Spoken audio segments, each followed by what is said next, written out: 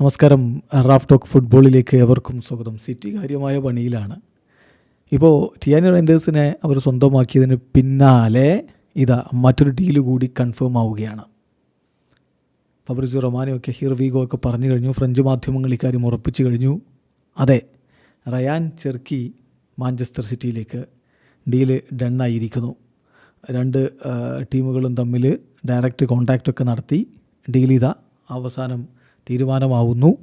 5 വർഷക്കാലത്തേക്കുള്ള ഒരു കോൺട്രാക്റ്റാണ് 21കാരനായിട്ടുള്ള French super താരം Manchester സിറ്റിയുമായിട്ട് ഒപ്പുവെക്കാൻ പോകുന്നത്.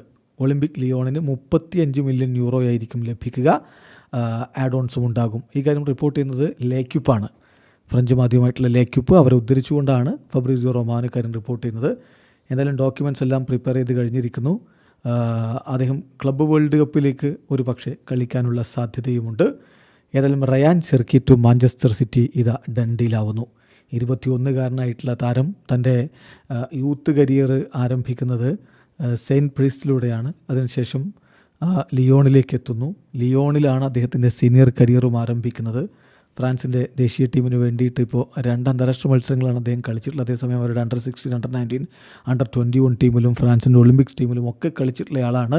അറ്റാക്കിംഗ് മിഡ്ഫീൽഡറായിട്ടുള്ള റയാൻ ചെർക്കി വിങ്ങറായിട്ടും കളിക്കാൻ കെൽപ്പുള്ള താരമാണ്. വിങ്ങറായിട്ടും കളിക്കും, അറ്റാക്കിംഗ് മിഡ്ഫീൽഡറായിട്ടും കളിക്കും. സോ പെപ് ഗാർഡിയോളക്ക് മറ്റൊരു ആയുധം കൂടി ലഭിക്കുകയാണ്.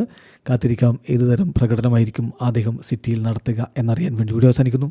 ഫുട്ബോൾ ലോകത്ത് കൂടുതൽ വിശേഷങ്ങളുമായി റാഫ് ടോക്സ് എഴുതാം.